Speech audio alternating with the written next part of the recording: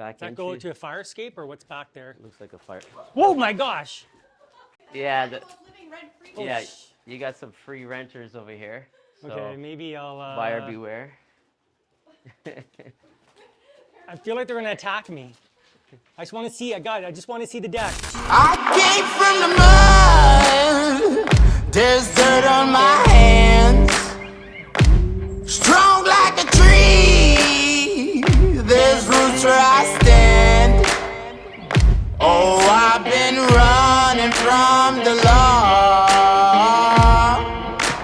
Hope they won't shoot me down soon.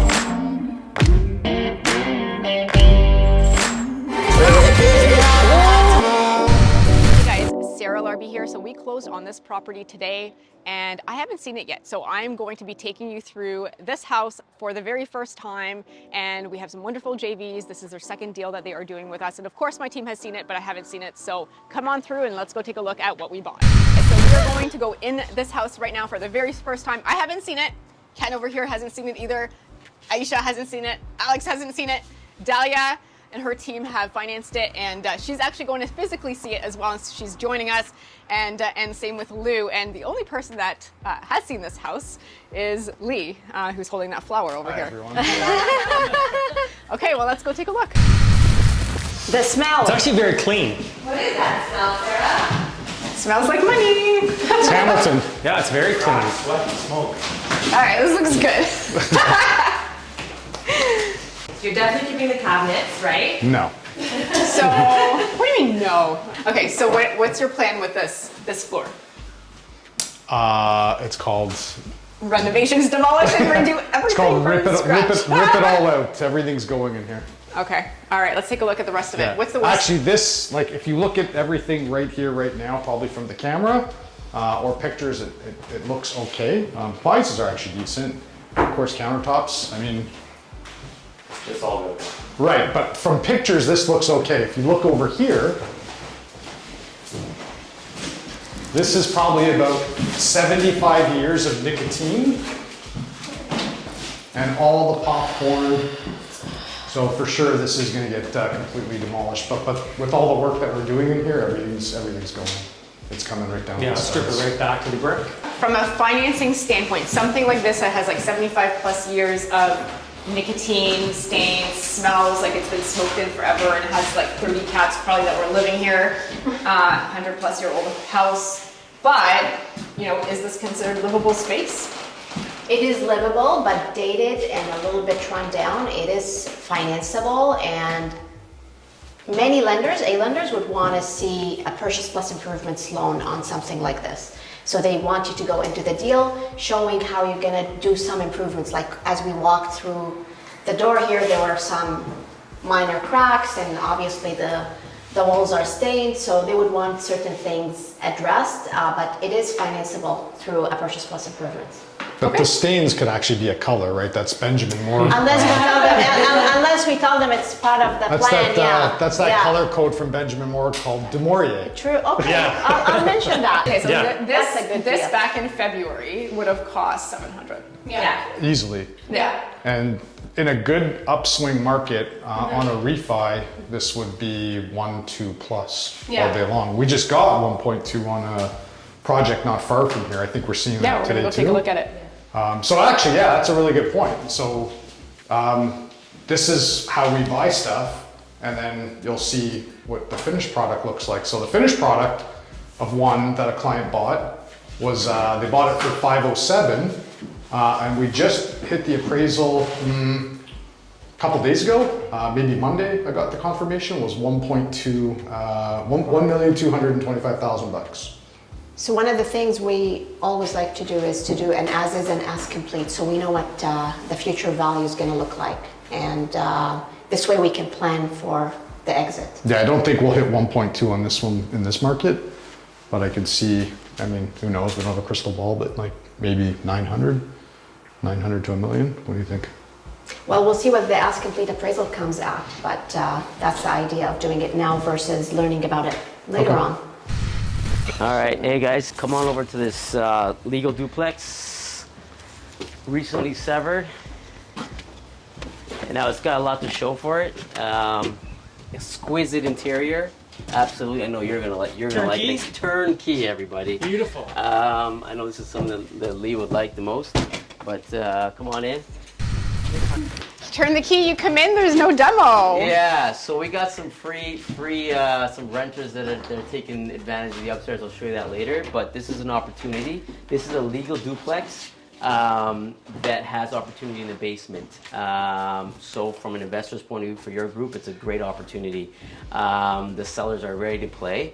And Zone D, so urban and allowing for 1 to 2 units. Perfect. So we can do a quick walkthrough. We can go downstairs and then go back up. But this, I would consider this. We can, you think I was Yeah, only let's, 1 unit. let's check out the basement first. Yeah. See you down here. Separate entrances for all the basement and the main floor. If you see those 2 doors out front. This looks like a side entry door that got bricked in. Breaked in, absolutely. Yeah, okay. There's one back. When we get down there, you'll see it. Watch your head, everybody. You got your 3 meters over here already set up. So what do we got here right now? We got So we're just 6'10". Yeah. And then down here. okay. Yeah, we got lots of height to work with. For sure, and they've already done like a partial bench Yeah, exposed for your plumbing. down Your here. access, yeah. Definitely need some waterproofing. Absolutely. Okay. Perfect. Yeah, we got our own entry unit, Yeah, so means entryway for egress. this basement. Yeah, perfect. Make some bigger windows, but this is Okay. yeah. So I'd envision maybe a 1 bedroom, or Yeah, we definitely have the square footage to probably do 2. yeah, we push But it to 2. for sure, nice, spacious 1 bed Yeah, or tighter 2 bed. yeah. But definitely we could do it down here, yeah. Back Does that entry. go to a fire escape or what's back there? Looks like a fire. Whoa, my gosh!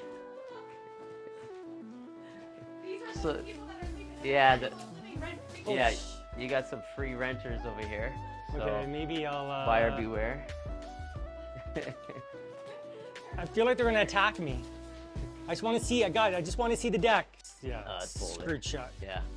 Okay, so there's a back fire escape, wooden Well, fire escape. Okay. What we'll do is we'll put an inspection clause. So we'll get in there and access everything. You can see there was knob and tube there at one point, but it looks like a lot of it's been removed Okay, so this is a load-bearing wall right here. on this section here, and then at the front side is not. Those joists run continuous. Yeah. Okay, so gotcha. So that's interesting. So just half of the floor is load-bearing. Load Okay. bearing. Okay, good to know. Envision Yeah. You guys doing another unit up here. Yeah, this could be a nice little 1 bed up here or something. Yeah, Big size, yeah. yeah. What do we got for height up here? It's under 8. Yeah, 6'10". Yeah, 16. Yeah. Oh no, sorry, 7'10". Yeah. What's this? Oh, this goes out over the front porch. Yeah, that was what we saw. We walked over there. And a dead I don't know what that is. chipmunk. Oh, Okay. well, there you go. Okay, yeah. No, looks right. good, man. So Yeah, I think, good find. yeah, thanks. This is great opportunity. I think we can get this locked up. With the Yeah, no, right- get the guys to sweep up this poop and we're good to go.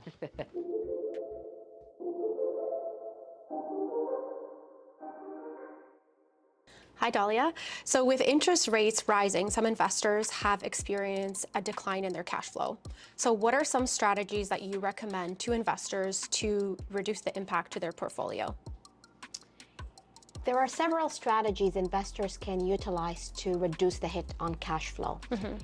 Locking into a 5 years fixed is not one of them because the rates on the 5 years fixed front are about 200 points higher than variable rates. So there are other options, including looking at other higher payments on someone's balance sheet like car loans or unsecured payments and replacing those with secured money or mortgage money that is cheaper to bring it down. So we're essentially taking a big payment, replacing it with a small payment so that when interest rises somewhere else, there is a buffer to absorb it. That's one way. The other way is to look at some loans and extend the amortization, because when you stretch the amortization, that brings the payment down. A third option, which not too many people know about, is to get into what's called a capped variable rate. Essentially, that's a product where the payment stays fixed, Although it's a variable rate, but as rates rise, more goes towards principal, more goes towards interest versus principal, and the payment stays afloat. So if someone can't sleep at night, they can look at that product. And then lastly, locking into a 1 or a 2 years fixed rate mortgage is an option. It is still better than locking into a 5 years fixed because you would be locking in at the height of the cycle, but it does provide that security.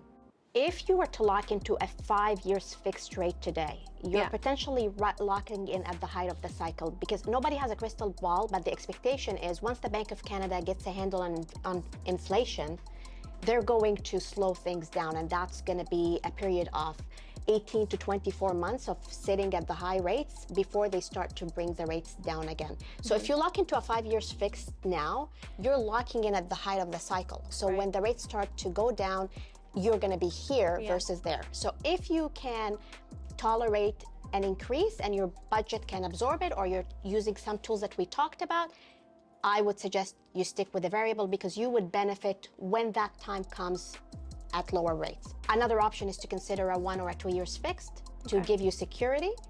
And then when the term expires, you can still benefit from that future reduction that is into play. But again, sitting down with a mortgage advisor to discuss your plans and your risk appetite is key before choosing an option. Hey guys, Ryan Carson, happy to see you today. Thanks for coming in to sign your purchase of a property. We're going to take a look first at your numbers for the deal, which will be your purchase price, your deposit, other closing adjustments. We'll talk about the closing ledger, which is land transfer tax and registration fees. You can ask me any questions that you have. Otherwise, we'll get into signing your actual paperwork. Perfect. Okay, great. Awesome.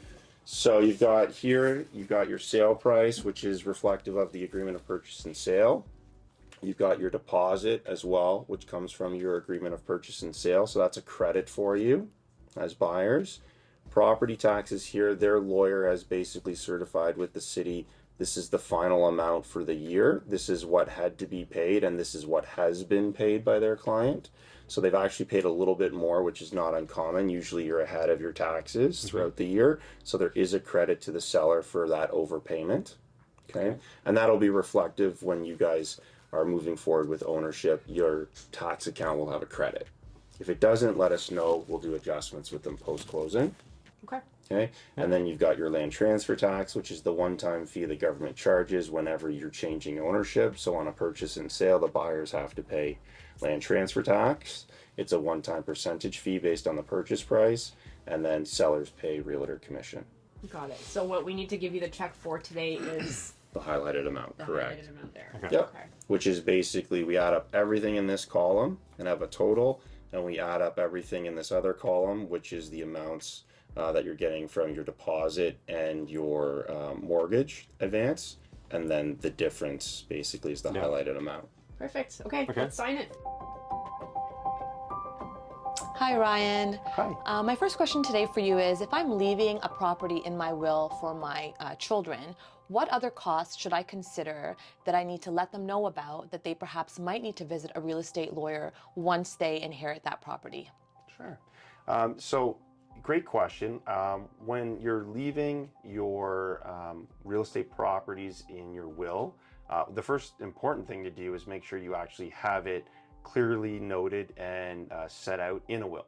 So a lot of people, maybe they're not familiar with what a will is, or they don't get around to doing it. But if you're a real estate investor and you're doing several properties or many properties, especially if you have them owned in corporations, very important to have wills set up, because your lawyer, if they are experienced in doing wills, one of the first things they'd probably recommend is have a primary will, which will be for your personal assets and your personal inheritance for children and so forth. But then for your business assets that are all corporately owned in corporations, those would all be laid out in a corporate will. By doing that, there's going to be a savings on the estate administration tax that is charged. That's a 1.5% fee on all estates that have the tax applicable to them. So our job as estate lawyers is to make sure we reduce or minimize or get rid of that altogether if we possibly can, that 1.5% tax. One way for us to reduce or minimize it with real estate investors specifically is wherever possible, if things are incorporated, put all the corporate assets into a corporate will, or some people call it a secondary will. So that's definitely one thing to be aware of when you're planning your estate in conjunction with your real estate portfolio and your real estate venture. You want to make sure that you've got a will and possibly the primary and corporate wills set up as well. One thing they'd want to also do is just create an actual inventory list of all of the different assets you have in relation to any debts, key contact people, such as lawyer, accountant, investment advisors, insurance representatives, any other managers that help you with your day-to-day or your global, investment portfolio, asset portfolio. All of those things being available in one tidy spot, whether it's a safety deposit box or with a lawyer's file or wherever else you let your children or heirs of your estate know, is going to make the process easier for the people that are left behind to deal with it, like your executor and beneficiaries. Awesome, great advice. Thank you so much. You're welcome. So Lou does all of the construction for Wise. Like, what is this? If we're gonna, take everything down to studs and recreate, a few units from it, depending on the space, what is the timeline? Let's just say for 2 units. Timeline with the permits and stuff, you're probably going to be around the 6-month mark. Okay. And renos on top of that? No, 6 months start to finish. Oh, so what's permits or interest? No, with the permit process. Oh, okay, all right. Well, Okay. it's good. Should be 6 months. Pretty good. I'm gonna hold you to that. Yeah, because we have a buffer, because I think we told our Jane just 12 months. So. We buffered 12 months. Normally we're, I think 8 months. yeah, Should be out by 8 months. Yeah. like that's, I don't know, it depends on permits. Really, Yeah, at the it end of the does. day, sometimes permits are 2 months, sometimes they're 6 months. It all depends. But construction wise, I think we're running Less than 6 months. 4 months usually for construction on a big project like this. So what are the different stages of construction for something like this? I'm going to start with a demo, Okay. which is always fun. And you find all sorts of goodies. From there, you start opening up. You could get into structural issues and stuff that we deal with constantly on a constant basis, which then would have to go back to Ken and the engineers to get that resolved. And then right to framing, and then the mechanicals and stuff.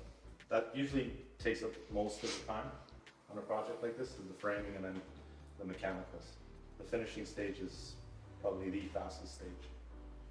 Okay, all right. It takes as long to do the finishing as it does to get everything. 6 months.